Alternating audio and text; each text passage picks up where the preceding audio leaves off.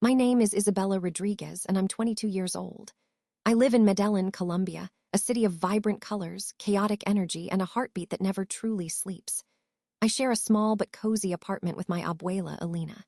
She's the anchor in my life, the one who taught me everything I know about resilience, love, and how to make the perfect arepa. My life wasn't extravagant, but it was filled with love, laughter, and the comforting aroma of abuela's cooking.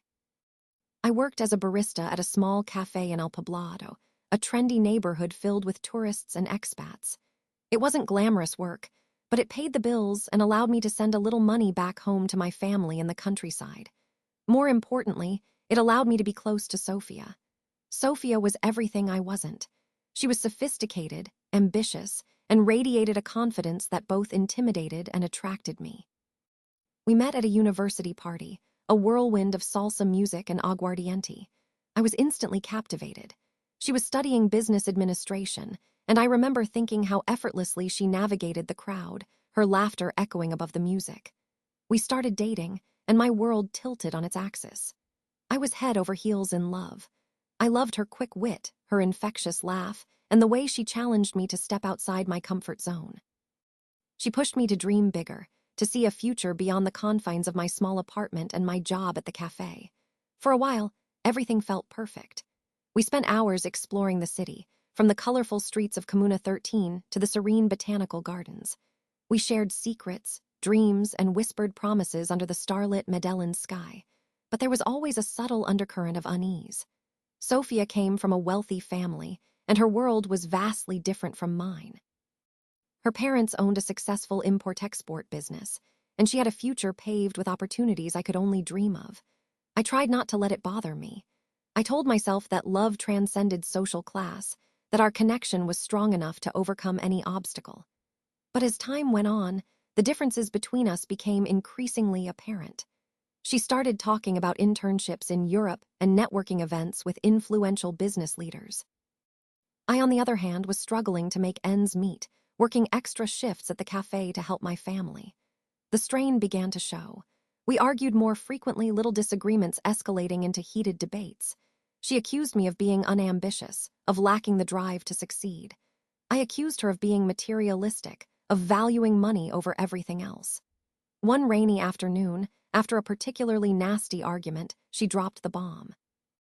"Isabella," she said, her voice cold and devoid of emotion, "this isn't working. We're from two different worlds. I need someone who understands my ambitions, someone who can keep up with me." I stood there, stunned, as the words hung in the air like a thick fog. My heart felt like it was being ripped from my chest. I tried to argue, to plead, but she was resolute. She said she deserved someone who could offer her more, someone who could provide her with the lifestyle she was accustomed to. She left, leaving me standing alone in my small apartment, the rain mirroring the tears streaming down my face. I was heartbroken, humiliated, and utterly lost. I felt like I wasn't good enough, that my love wasn't enough. The breakup hit me hard.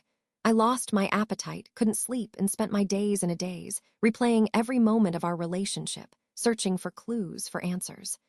Abuela Alina tried to comfort me, but nothing seemed to help. I was convinced that I would never love again, that Sofía was the only one for me. But little did I know, fate had a different plan in store. The pain of the breakup served as a strange catalyst. It ignited a fire within me, a determination to prove Sofía wrong, to show her that I was capable of achieving great things. I was no longer content with just being a barista. I wanted more. I wanted to build something of my own, something that would make me proud. But how? I had no money, no connections, and no formal education. All I had was a burning desire to succeed. One day, while scrolling through social media, I stumbled upon an article about the growing popularity of online businesses. It talked about people who had started successful companies from their laptops, selling products and services to a global audience. An idea sparked in my mind. I had always been passionate about Colombian coffee. I knew everything about it, from the different varieties of beans to the perfect brewing techniques. I had spent countless hours experimenting with different flavors and blends, creating my own unique recipes. What if I could start my own online coffee business, selling specialty Colombian coffee to coffee lovers around the world? It seemed like a crazy idea, but the more I thought about it, the more it resonated with me. I started researching the market, learning about e-commerce, and developing a business plan. I knew it wouldn't be easy, but I was determined to make it work. I poured all my energy into this new venture, working tirelessly day and night. I learned how to build a website, how to market my products online, and how to handle shipping and logistics. It was a steep learning curve, but I was fueled by passion and a desire to prove myself. Slowly but surely, my online coffee business started to gain traction. I started receiving orders from customers all over the world, people who appreciated the quality and flavor of my coffee. I reinvested every penny I made back into the business, expanding my product line and improving my website. Within a year, my small online business had grown into a thriving enterprise.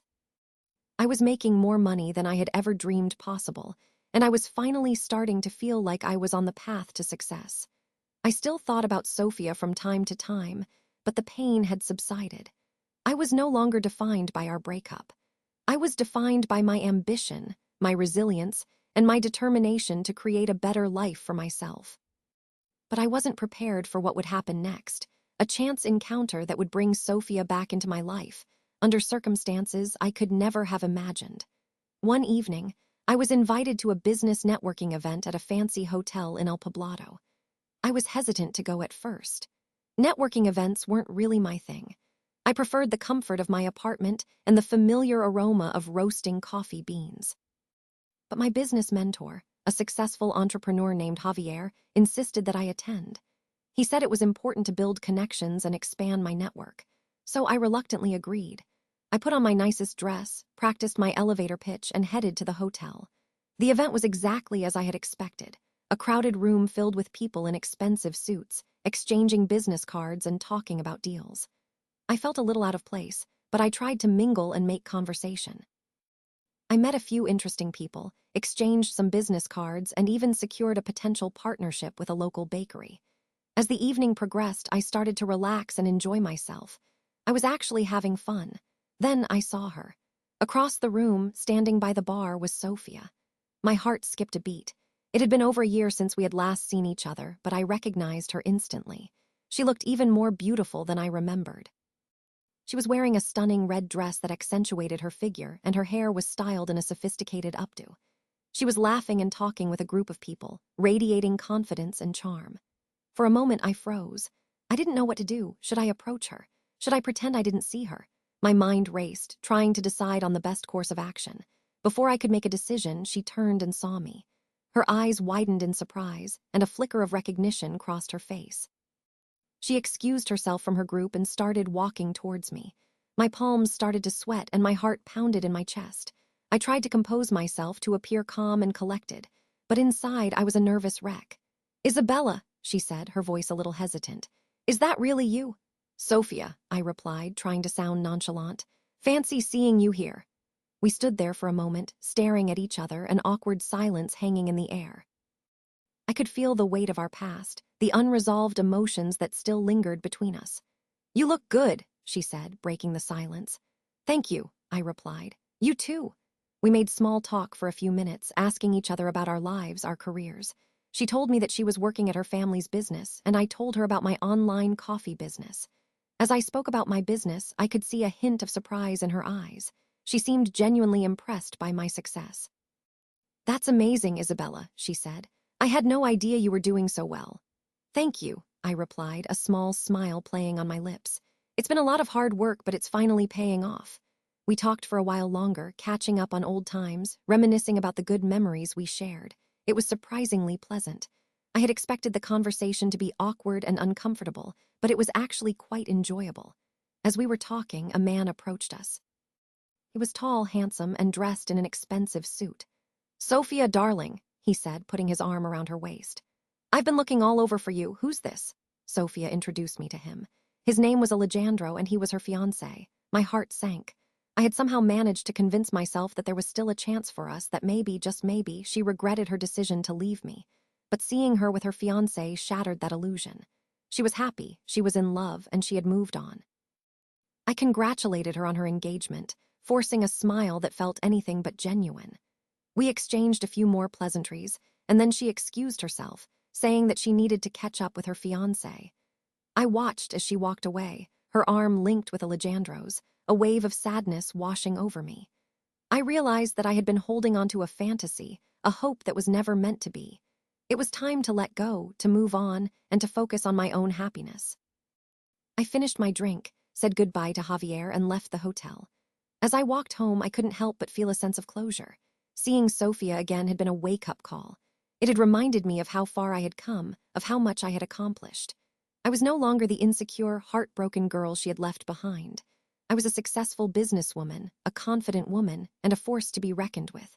I had built my own empire, and I didn't need anyone's approval or validation. The next morning, I woke up with a renewed sense of purpose. I was ready to take my business to the next level, to expand my reach and conquer new markets. I spent the day working on my marketing strategy, brainstorming new ideas and networking with potential partners. I was on fire. That evening, I received an unexpected phone call. It was Sofía. I hesitated for a moment before answering. I wasn't sure if I was ready to talk to her again, but curiosity got the better of me. "Hello," I said, my voice a little shaky. "Isabella," she said, "it's Sofía." "Hi, Sofía," I replied, trying to sound casual. "What's up?" "I need to talk to you," she said, her voice urgent. "Can we meet?" I paused for a moment, considering her request. I wasn't sure what she wanted to talk about, but I had a feeling it was something important. "Okay," I said. "Where and when?" We agreed to meet at a cafe near my apartment the following afternoon. I hung up the phone, my mind racing with questions. What did she want to talk about? Why was she being so secretive? Was she having second thoughts about her engagement? I tried not to get my hopes up, but I couldn't help but wonder. The next day, I arrived at the cafe a few minutes early. I ordered a coffee and waited for Sofía to arrive. I was nervous, but also curious. I wanted to know what she had to say. Finally, she walked in. She looked pale and distraught. Her eyes were red and puffy, as if she had been crying. "Isabella," she said, her voice barely a whisper. "Thank you for meeting me." "What's wrong, Sofía?" I asked, my concern growing. "What's going on?" She took a deep breath and started to speak. What she told me next would change everything. Sofía confessed that her life wasn't as perfect as it seemed. Her family's business was failing, teetering on the brink of bankruptcy due to a series of bad investments and economic downturn. The opulent lifestyle she presented was a facade, a desperate attempt to maintain appearances. Alejandro, her fiancé, was only interested in her family's wealth and influence. With the business crumbling, he was growing distant, his affections waning as quickly as her family's fortune. She had realized she was about to marry someone who didn't truly love her, someone who saw her as nothing more than a financial asset. "I made a mistake, Isabella," she confessed, tears streaming down her face. "I was so blinded by money and status that I didn't see what was truly important. I pushed you away because I thought you couldn't offer me the life I wanted, but I was wrong. You were the one who truly loved me, who cared about me for who I was, not for what I had." I listened in stunned silence, processing her words. I felt a mixture of emotions, shock, disbelief, and a hint of vindication. Part of me wanted to say, "I told you so," but seeing her so vulnerable and broken, I couldn't bring myself to do it. "I don't know what to do, Isabella," she continued, her voice cracking with emotion. "I'm losing everything, my family, my fiancé, my future. I'm terrified." I reached across the table and took her hand. "It's going to be okay, Sofía," I said, my voice filled with compassion. "You're not alone." She looked at me, her eyes filled with gratitude. "Thank you, Isabella," she said. "You're the only one who understands." We talked for hours, sharing our fears, our regrets, and our hopes for the future. I offered her my support and friendship, reminding her that she was strong and capable and that she could overcome any obstacle. As we were talking, an idea sparked in my mind. I had built a successful business from scratch, overcoming countless challenges and setbacks. I had the knowledge, the skills, and the resources to help her family's business. "Sofía," I said, "I have an idea." "What if I helped your family's business? I could use my expertise to turn things around, to save it from bankruptcy." She looked at me, her eyes wide with surprise. "You would do that for me, Isabella?" she asked. "After everything I've done to you?" "Of course I would," I replied. "I care about you, Sofía, and I believe in you. I know you're capable of great things. I want to help you succeed." She threw her arms around me, tears of relief streaming down her face. "Thank you, Isabella," she said. "You're the best friend I could ever ask for." And so, we embarked on a new chapter in our lives, a chapter filled with challenges, opportunities, and unexpected twists. I started working with Sofía's family, analyzing their business, identifying their weaknesses, and developing a plan for recovery. It wasn't easy. We faced resistance from some family members who were skeptical of my abilities and resentful of my involvement. We had to make difficult decisions, cutting costs, streamlining operations, and restructuring the company. But slowly but surely, we started to see results. The business started to turn around. Sales increased, profits improved, and morale soared. Sofía played a crucial role in the turnaround. She stepped up to the plate, taking on new responsibilities, working tirelessly to implement my strategies, and inspiring her colleagues with her passion and determination. She proved to be a natural leader, earning the respect and admiration of everyone around her. As we worked together, our relationship deepened. The old feelings started to resurface, the spark that had once ignited between us rekindling into a flame. We spent long hours together, strategizing, brainstorming, and celebrating our successes. We laughed, we cried, and we supported each other through thick and thin. One evening, after a particularly long and challenging day, we were sitting on the balcony of my apartment, sipping wine and watching the sunset over Medellin. "Isabella," Sofía said, her voice soft and tender, "I need to tell you something." I looked at her, my heart pounding in my chest. "What is it, Sofía?" I asked. She took a deep breath and said, "I'm in love with you, Isabella. I've been in love with you for a long time. I was just too blind to see it." My eyes widened in surprise. I had secretly hoped that she still had feelings for me, but I never thought she would actually say it. "I love you too, Sofía," I replied, my voice trembling with emotion. We kissed, a long, passionate kiss that sealed our fate. We were back together, and this time it was for real. We continued to work together, building her family's business and strengthening our relationship. We faced challenges, setbacks, and disagreements, but we always managed to overcome them, our love growing stronger with each passing day. A year later, Sofía and I were standing on a beach in Cartagena exchanging vows. We were surrounded by our family and friends, celebrating our love and our commitment to each other. It was the happiest day of my life. I had found my soulmate, my partner, and my best friend. And I had proven to myself that anything is possible if you believe in yourself and never give up on your dreams. Sofía learned a valuable lesson about the importance of love, loyalty, and inner strength. She realized that money and status are fleeting, but true happiness comes from within, from the relationships we build, and from the impact we have on the world. As for Alejandro, he faded into obscurity, a footnote in our story. He learned the hard way that you can't buy love or happiness, and that true wealth lies in character and integrity. And me, I learned that revenge is never the answer. The best revenge is success, happiness, and a life filled with love and purpose. But there was one final twist to our story, one last surprise that would solidify our bond and redefine our future. A few months after our wedding, Sofía and I received some unexpected news. We were pregnant. We were overjoyed. We had always wanted to start a family, and now our dream was coming true. We spent the next few months preparing for the arrival of our baby. We decorated the nursery, bought baby clothes, and attended prenatal classes. We were so excited to become parents. As Sofía's pregnancy progressed, she started to experience some complications. Her doctor advised her to take it easy and avoid stress. So I took over more of the responsibilities at work, allowing her to focus on her health and well-being. It was a challenging time, but we supported each other every step of the way. Finally, the day arrived when Sofía went into labor. I rushed her to the hospital where she was admitted immediately. The labor was long and difficult, but Sofía was strong and resilient. She pushed through the pain with determination and grace. After hours of labor, our baby was born.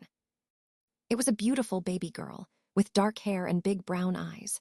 We named her Alina, after my abuela, the woman who had taught me everything I knew about love and resilience. Holding Alina in my arms for the first time was the most incredible feeling in the world. I was overwhelmed with love, gratitude, and a sense of purpose. I knew that my life would never be the same. As we settled into our new life as parents, we realized that we needed to make some changes to our business. We wanted to create a more sustainable and ethical company, one that would benefit not only our family, but also the community. We started working with local coffee farmers, paying them fair prices for their beans and supporting their families. We also implemented eco-friendly practices in our roasting and packaging processes, reducing our carbon footprint and protecting the environment. Our customers appreciated our efforts, and our business continued to thrive. We were making a positive impact on the world, one cup of coffee at a time. One day, I received an email from a representative of a prestigious business magazine. They wanted to feature our company in an upcoming issue, highlighting our success and our commitment to social responsibility. I was thrilled. It was a great opportunity to showcase our brand and share our story with a wider audience. The magazine sent a journalist to Medellin to interview us and take photos of our business. The journalist was impressed by our operation and our passion for coffee. She wrote a glowing article about us, praising our business model, our ethical practices, and our commitment to sustainability. The article was published in the magazine, and it generated a lot of buzz.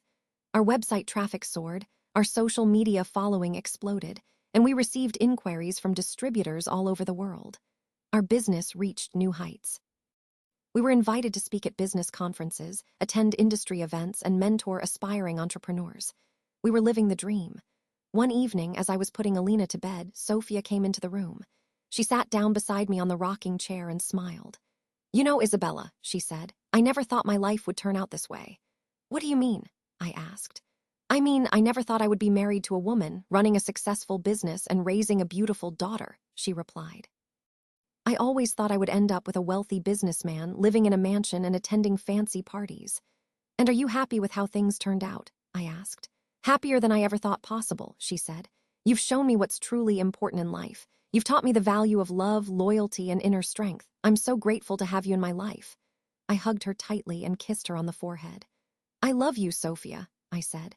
"I love you too, Isabella," she replied. As I looked at my wife and my daughter, I realized that I had everything I could ever want. I had a loving family, a successful business, and a fulfilling life. I had overcome adversity, achieved my dreams, and found true happiness. And it all started with a broken heart, a burning desire to succeed, and a little bit of Colombian coffee. But the story doesn't end there. As Alina grew older, she started to show an interest in our business. She loved to help us roast coffee beans, package orders, and greet customers. She had a natural talent for business, just like her mother.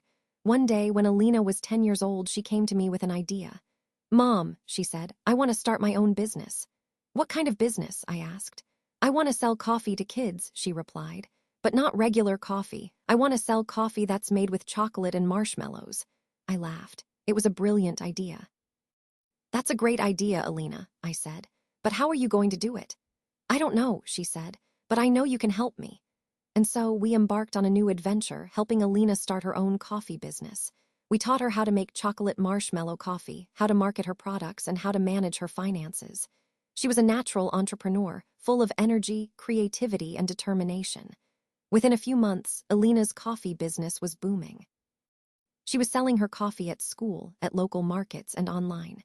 She was making a lot of money, and she was having a lot of fun. I was so proud of her. She was following in our footsteps, creating her own path to success. As I watched Alina grow and thrive, I realized that our story was far from over. It was just the beginning. We had built a legacy of love, resilience, and entrepreneurship, and we were passing it on to the next generation. So if you ever find yourself heartbroken, lost, or discouraged, remember my story. Remember that anything is possible if you believe in yourself. Never give up on your dreams, and always have a good cup of Colombian coffee. And who knows, maybe one day, you'll be sipping a cup of Alina's chocolate marshmallow coffee, dreaming of your own success story. But that's a story for another time. The aroma of roasting coffee beans and the sweet scent of chocolate now fill our home, a testament to the legacy we're building. As Alina continues to innovate, she has a vision to make the coffee industry eco-friendlier. She insists on sourcing beans only from farms with sustainable practices. She's even designing biodegradable packaging. Sofía and I support her every step, amazed by her dedication. One day, a rival coffee chain, Café Supremo, known for its aggressive business tactics, starts encroaching on our territory. They begin poaching our suppliers, offering them deals that seem too good to refuse. Alina is unfazed. She organizes a community fair, showcasing the unique qualities of our coffee and highlighting the importance of supporting local farmers. The community rallies behind us, strengthening our bond and making it clear that they value quality over corporate greed. Café Supremo tries to undermine us by spreading rumors about our coffee. Alina, armed with facts and a passion for truth, confronts their CEO at a public forum. Her eloquence and unwavering conviction silence the opposition, and their lies are exposed. In response, we launch a campaign promoting ethical sourcing and sustainable practices, setting a new standard in the coffee industry. Consumers start boycotting Café Supremo, drawn to our genuine commitment to quality and community. Faced with declining sales and a tarnished reputation, Café Supremo attempts a hostile takeover. They offer to buy us out, promising a generous sum. Sofía and I are tempted, but Alina is resolute. "This isn't just a business," she says. "It's our family, our community, our legacy. We can't sell it to someone who doesn't share our values." We stand our ground, refusing their offer. Alina devises a plan to expand our business globally, reaching new markets and solidifying our position as a leader in ethical coffee production. Sofía, with her business acumen, crafts a strategy to secure international partnerships, while I focus on maintaining the quality and integrity of our coffee. Together, we travel the world, sharing our story and spreading the aroma of Colombian coffee. Our business flourishes, exceeding all expectations. We prove that success doesn't have to come at the expense of ethics or community. Café Supremo, unable to compete with our genuine values, eventually fades into obscurity. Years pass, and Alina takes over as CEO.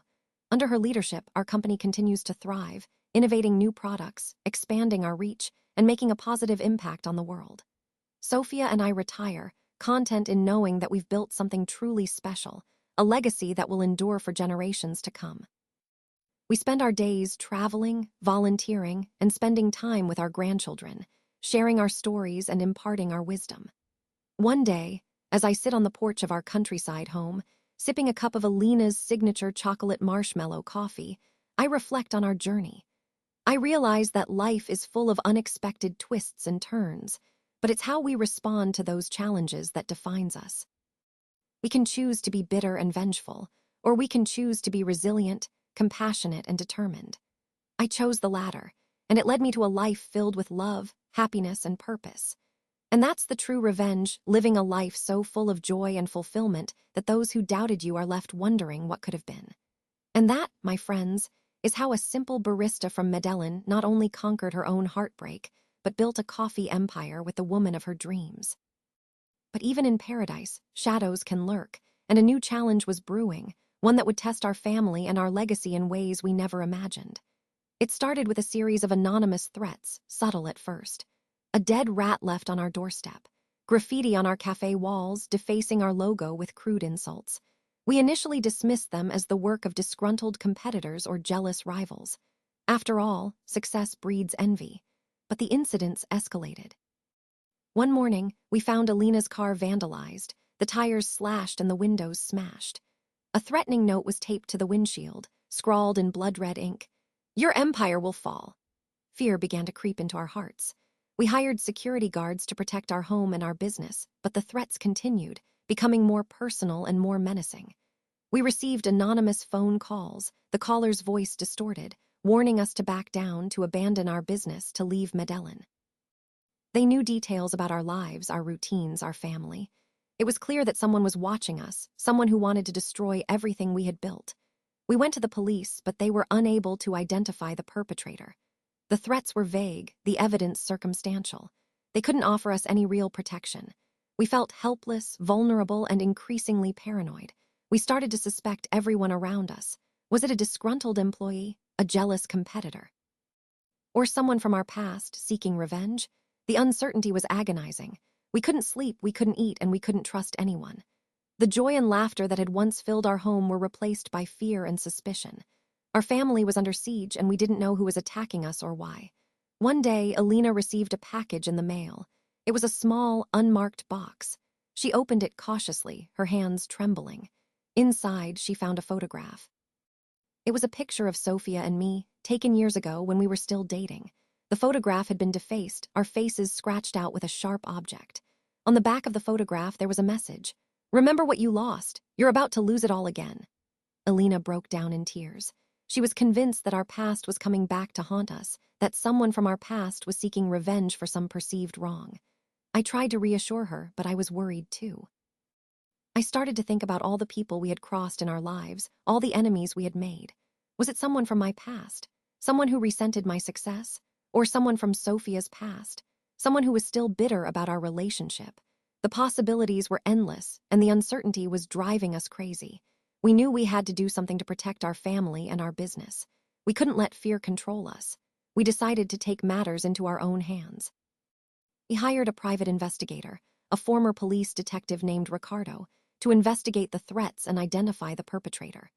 Ricardo was a tough, no-nonsense kind of guy, with a reputation for getting results. He started by interviewing our employees, our competitors, and our acquaintances. He dug into our past, searching for any clues that could lead him to the person who was threatening us. As Ricardo investigated, he uncovered a web of secrets, lies, and hidden agendas. He discovered that several of our competitors were struggling financially and that they resented our success. He also learned that a former employee had been fired for stealing money from the company and that he held a grudge against us. But none of these leads seemed to fit the profile of the person who was threatening us. The threats were too personal, too calculated. It was clear that the perpetrator knew us intimately. As Ricardo delved deeper, he started to focus on our past. He interviewed people who had known us before we were together, people who might have had a reason to harm us. He discovered that Sofia had a complicated relationship with her family, particularly her cousin, Isabella. Isabella had always been jealous of Sofia's success and her relationship with me. She had even tried to sabotage our business in the past. Ricardo decided to interview Isabella. When he confronted her with the evidence he had gathered, she denied everything. She claimed that she had nothing to do with the threats and that she was being unfairly targeted. But Ricardo didn't believe her. He could see the guilt in her eyes. He pressed her harder, and eventually she cracked. She confessed to everything. She admitted that she had been the one who was threatening us, vandalizing our property, and sending us those menacing messages. She said that she had been motivated by jealousy and revenge. She resented our success, our happiness, and our perfect family. She wanted to destroy everything we had built. We were shocked and devastated. We couldn't believe that someone we knew, someone we had trusted, could be capable of such cruelty. We were also relieved that the mystery had finally been solved and that we could finally put an end to the threats. We turned Isabella over to the police, and she was arrested and charged with multiple crimes. We thought that was the end of the story, but we were wrong. The arrest of Isabella only served to escalate the situation. Her family, wealthy and powerful, rallied around her, hiring the best lawyers in the city to defend her. They claimed that she was innocent and that she had been framed. They launched a smear campaign against us, accusing us of being greedy, unethical, and corrupt. They tried to ruin our reputation and destroy our business. The media frenzy was intense. We were bombarded with questions, accusations, and rumors. We were vilified in the press, and our customers started to abandon us. Our business was on the verge of collapse. We were losing everything we had worked so hard to build. Just when we thought things couldn't get any worse, we received a new threat. This time, it was directed at Alina. The anonymous caller warned us that if we didn't drop the charges against Isabella, they would harm our daughter. They said that they knew where she went to school, what time she got home, and who her friends were. They were watching her, and they wouldn't hesitate to hurt her if we didn't comply with their demands. We were terrified.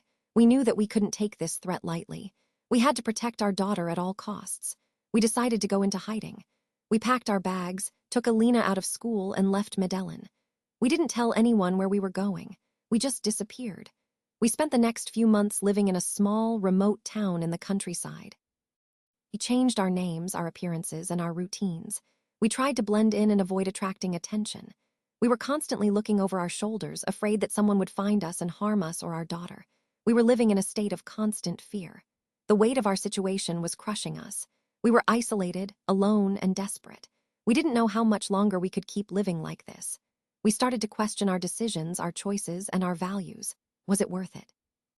Was it worth risking our lives, our safety, and our happiness for a business? Was it worth sacrificing our daughter's childhood for revenge? We didn't know the answer. But one thing we did know was that we couldn't give up. We had to fight back. We had to protect our family and our legacy. We had to find a way to clear our names, expose Isabella's family, and reclaim our lives. And that's when a mysterious package arrived at our doorstep, a glimmer of hope in our darkest hour, containing information that could change everything. The package contained a USB drive. We cautiously plugged it into our laptop, our hearts pounding with anticipation. The drive contained a series of encrypted files.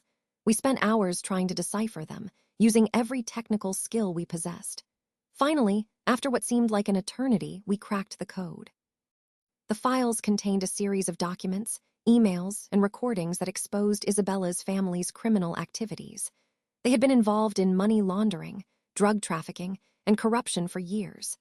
They had used their wealth and power to shield themselves from the law, but now, their secrets were about to be revealed. The files also contained evidence that Isabella had not acted alone. She had been working with a powerful drug lord, a man known only as El Patron. El Patron had promised to help Isabella destroy us in exchange for a share of our business. He had provided her with the resources, the connections, and the muscle she needed to carry out her plan. We were stunned. We had underestimated the extent of Isabella's malice and the power of her allies. We knew that we were dealing with dangerous people, people who were capable of anything. But we also knew that we had the evidence we needed to expose them and bring them to justice. We decided to contact the authorities. We reached out to a trusted friend in the Colombian government, a prosecutor named Gabriela, who had a reputation for integrity and courage. We sent her the files and explained our situation. Gabriela was shocked by what she learned. She promised to investigate the matter thoroughly and to bring the perpetrators to justice. She warned us that it would be a dangerous undertaking, but she assured us that she would do everything in her power to protect us. Gabriela launched a full-scale investigation into Isabella's family and their connections to El Patron. She gathered evidence, interviewed witnesses, and obtained search warrants. She worked tirelessly, day and night, to build a case against them. As Gabriela's investigation progressed, Isabella's family began to panic. They realized that their secrets were about to be exposed and that their empire was about to crumble. They tried to bribe Gabriela to intimidate her, to silence her. But Gabriela refused to be swayed. She was determined to bring them to justice, no matter the cost.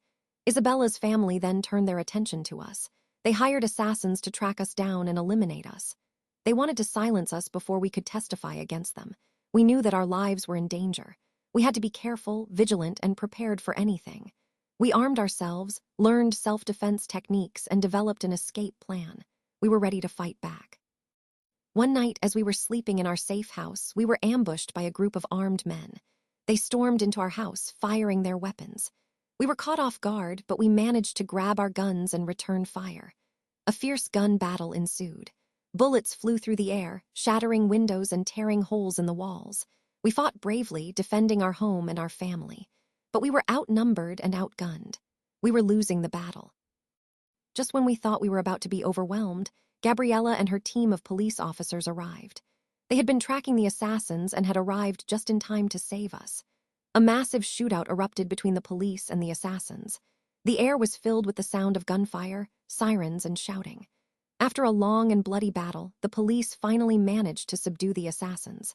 Several of them were killed, and the rest were arrested. We were safe, but we were shaken. We had come close to death, and we knew that our enemies would stop at nothing to destroy us. Gabriela assured us that we were now under her protection and that she would do everything in her power to ensure our safety. She provided us with a new safe house, a team of bodyguards, and a new identity. We were grateful for her help, but we knew that we couldn't rely on her forever. We had to take matters into our own hands. We had to find a way to defeat our enemies once and for all. We decided to go on the offensive. We used the evidence we had gathered to expose Isabella's family and El Patron to the world. We leaked the files to the media, posted them online, and shared them with our contacts in the government. The response was overwhelming. The public was outraged by the revelations, and they demanded justice. The authorities were forced to take action. Isabella's family was arrested and charged with multiple crimes, including money laundering, drug trafficking, and corruption. El Patron was identified and targeted by law enforcement agencies around the world. His empire began to crumble. As our enemy's power waned, our own power grew. We became symbols of hope, resilience, and justice. People admired our courage, our determination, and our unwavering commitment to our values. Our business rebounded, stronger than ever. Customers flocked back to our cafes, eager to support a company that stood for something. We expanded our operations, opening new locations around the world and creating new jobs for our community. We became philanthropists, donating money to charities, supporting local schools, and funding community development projects. We were making a positive impact on the world, but we knew that our work was not yet done. El Patron was still at large, and he was still a threat to us and our family. We couldn't rest until he was brought to justice. We decided to launch our own investigation into El Patron's operations.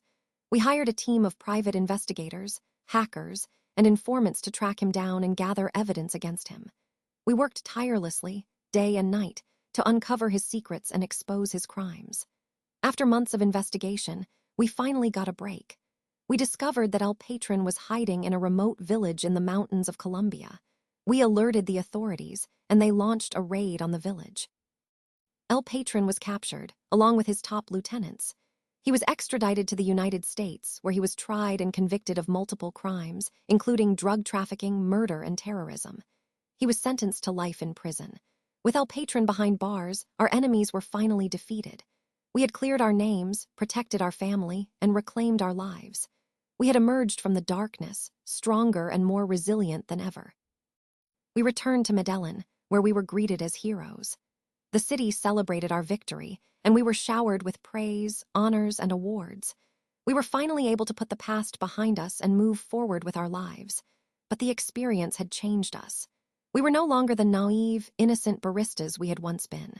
We had seen the dark side of humanity, and we had learned that evil exists in the world. But we had also learned that good can triumph over evil, that love can conquer hate, and that hope can prevail over despair.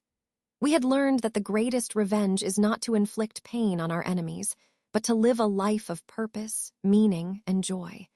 And that's exactly what we intended to do. As Alina blossoms into a young woman, ready to take the helm of our ever-expanding coffee empire, and with Sofía by my side, our love a beacon guiding our path, I couldn't help but feel a sense of profound peace. But even as I savored the tranquility, a familiar unease began to stir within me, like the distant rumble of thunder. A new player had entered the game, one who had been watching us from the shadows, patiently waiting for the opportune moment to strike. This new threat wasn't driven by jealousy or revenge, but by something far more insidious: ambition. A ruthless corporate executive named Ricardo Vargas, the CEO of a multinational coffee conglomerate, saw our success as a challenge to his dominance. He admired our brand, our loyal customers, and our ethical practices, but he also envied them. He wanted to acquire our company, not to preserve our legacy, but to dismantle it, to absorb our assets and eliminate us as a competitor. Vargas began his campaign subtly, offering us lucrative partnerships and investment opportunities. We politely declined, sensing his ulterior motives.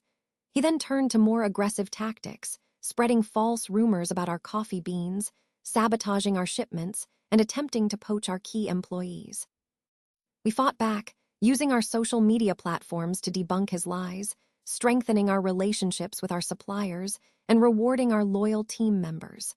But Vargas was relentless. He had deep pockets and powerful connections. He launched a media blitz, portraying us as outdated and inefficient while promoting his own brand as the future of coffee. He pressured our distributors to drop our products, threatened our retailers with lawsuits, and even attempted to bribe government officials to revoke our licenses. Our business began to suffer. Sales declined, profits dwindled, and morale plummeted. We were facing a formidable enemy, one who was willing to stop at nothing to achieve his goals. We knew that we had to act quickly, or we would lose everything we had worked so hard to build. We gathered our team, including Alina, who had become an invaluable strategist and negotiator. We brainstormed ideas, analyzed our options, and developed a plan to counter Vargas's attacks. We decided to fight him on multiple fronts. We launched a public awareness campaign, highlighting Vargas's unethical business practices and promoting our commitment to sustainability and community. We filed lawsuits against him for defamation, unfair competition, and breach of contract. We reached out to our customers, our suppliers, and our partners, asking for their support. The response was overwhelming. People rallied behind us, donating money, signing petitions, and spreading the word. They were inspired by our story, our values, and our determination to fight for what we believed in. We also decided to go on the offensive. We launched our own investigation into Vargas's company, uncovering a series of scandals, including environmental violations, labor abuses, and financial fraud. We leaked the information to the media, exposing Vargas's hypocrisy and tarnishing his reputation. The public outcry was deafening. Consumers boycotted Vargas's products, investors withdrew their funds, and government regulators launched investigations into his company. Vargas's empire began to crumble. He was forced to resign as CEO, and his company was facing bankruptcy. But Vargas wasn't ready to give up. He had one last card to play. He decided to target Alina. He saw her as our greatest weakness, our Achilles heel. He knew that if he could harm her, he could break us. One day, as Alina was driving home from work, she was ambushed by a group of thugs. They blocked her car, dragged her out, and threatened her with violence. They told her that if we didn't drop our lawsuits and agree to sell our company to Vargas, they would kill her. Alina was terrified, but she refused to give in. She stood her ground, defying her attackers and protecting our legacy. Fortunately, a security guard who had been following her saw what was happening and intervened. He fought off the thugs and rescued Alina. She was shaken but unharmed. We were furious. We couldn't believe that Vargas would stoop so low.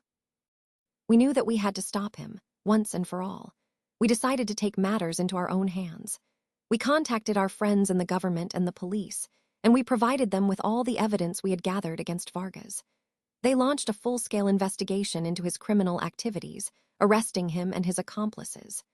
Vargas was charged with multiple crimes, including conspiracy, extortion, and attempted murder. He was facing a long prison sentence. With Vargas behind bars, our enemies were finally defeated. We had protected our family, our business, and our legacy. We had emerged victorious, stronger, and more resilient than ever. We celebrated our victory with our team, our family, and our friends. We raised a glass to our resilience, our values, and our unwavering commitment to each other. As I looked at Alina, standing tall and proud, I knew that our legacy was in good hands. She had inherited our strength, our courage, and our passion. She was ready to lead our company into the future, continuing our mission of making the world a better place, one cup of coffee at a time. And so, our story continues, with new challenges, new opportunities, and new adventures. But one thing will always remain the same: our love, our loyalty, and our unwavering commitment to our values. And as the sun sets over the rolling hills of our coffee plantation, casting long shadows across the land, I can't help but wonder what the future holds. A new chapter is about to begin, one that will test our family in ways we never imagined, forcing us to confront our deepest fears and make choices that will determine our destiny. The whispers started subtly, rumors carried on the wind, tales of a forgotten enemy, one we believed vanquished long ago, returning to claim what they believed was rightfully theirs. These whispers spoke of El Patron's son, Mateo, who had been biding his time, carefully rebuilding his father's empire from the shadows. He had learned from his father's mistakes and had become even more ruthless, more cunning, and more determined. He saw us as the ones who had destroyed his family, who had stolen his inheritance, who had left him with nothing. He vowed to avenge his father's downfall and reclaim his rightful place as the king of the underworld. Mateo began his campaign by targeting our business. He launched a smear campaign, spreading lies and rumors about our coffee, our employees, and our practices.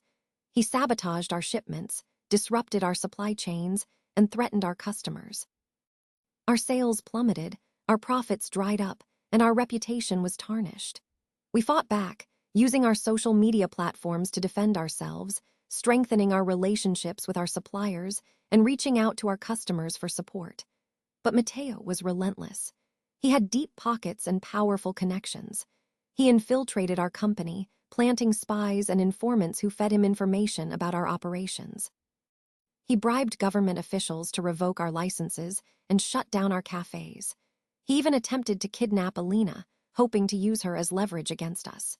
We were facing a formidable enemy, one who was willing to stop at nothing to achieve his goals. We knew that we had to act quickly, or we would lose everything we had worked so hard to build. We gathered our team, including Ricardo, the former police detective who had helped us defeat Isabella's family. We brainstormed ideas, analyzed our options, and developed a plan to counter Mateo's attacks. We decided to fight him on his own turf. We launched our own investigation into Mateo's operations, uncovering a series of crimes, including drug trafficking, money laundering, and murder. We leaked the information to the authorities, providing them with the evidence they needed to arrest him and his accomplices. But Mateo was always one step ahead of us. He had connections in the police, the government, and the media. He was able to anticipate our moves and evade capture. He even managed to turn the tables on us, framing us for crimes we didn't commit. We were being hunted by the police, our faces plastered on the news, our names tarnished. We were forced to go into hiding, leaving our home, our business, and our loved ones behind. We were isolated, alone, and desperate. We didn't know who to trust or where to turn. But we refused to give up. We knew that we had to clear our names and expose Mateo's crimes, or we would lose everything. We decided to take a desperate gamble. We reached out to a former associate of El Patron, a woman named Isabella, who had been imprisoned for her role in our past troubles. Isabella had a vendetta against Mateo, who had betrayed her and left her to rot in jail. She offered to help us, in exchange for our help in securing her release. We were hesitant to trust her, given our history, but we were desperate, and we had no other choice. We agreed to her terms. Isabella provided us with invaluable information about Mateo's operations, his hideouts, and his weaknesses. She also introduced us to a network of informants, hackers, and mercenaries who were willing to help us take him down. With Isabella's help, we launched a covert operation to expose Mateo's crimes and bring him to justice. We infiltrated his organization, gathered evidence, and planted traps. We worked in the shadows, risking our lives every day, but we were determined to succeed. We knew that the fate of our family, our business, and our community depended on it. As we got closer to Mateo, the danger intensified. He became aware of our operation and launched a counterattack. He sent assassins after us, set traps for us, and tried to sabotage our efforts.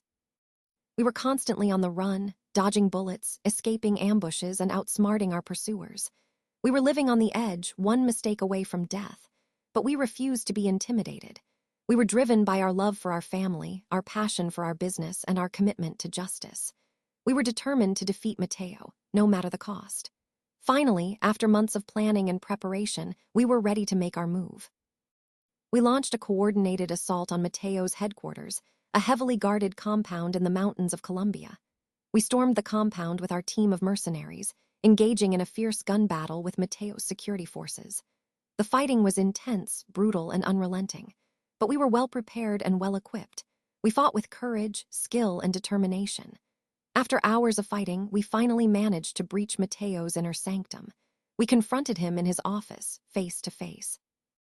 Mateo was surrounded by his bodyguards, his eyes filled with rage and hatred. He vowed to kill us all to avenge his father's death and to reclaim his rightful place as the king of the underworld. We were undeterred. We knew that we had to stop him once and for all. A final showdown ensued, a battle of wills, a clash of destinies. We fought with every ounce of strength, skill, and cunning we possessed. We dodged bullets, parried blows, and delivered devastating attacks. Mateo fought back with equal ferocity, displaying a level of ruthlessness and brutality that shocked us. But we were better trained, better prepared, and more determined. We slowly gained the upper hand, wearing him down, breaking his defenses, and exposing his weaknesses. Finally, after a grueling battle, we managed to disarm Mateo and subdue him. He was defeated, broken, and humiliated. We turned him over to the authorities, who transported him to a maximum security prison, where he would spend the rest of his life. With Mateo behind bars, our enemies were finally vanquished.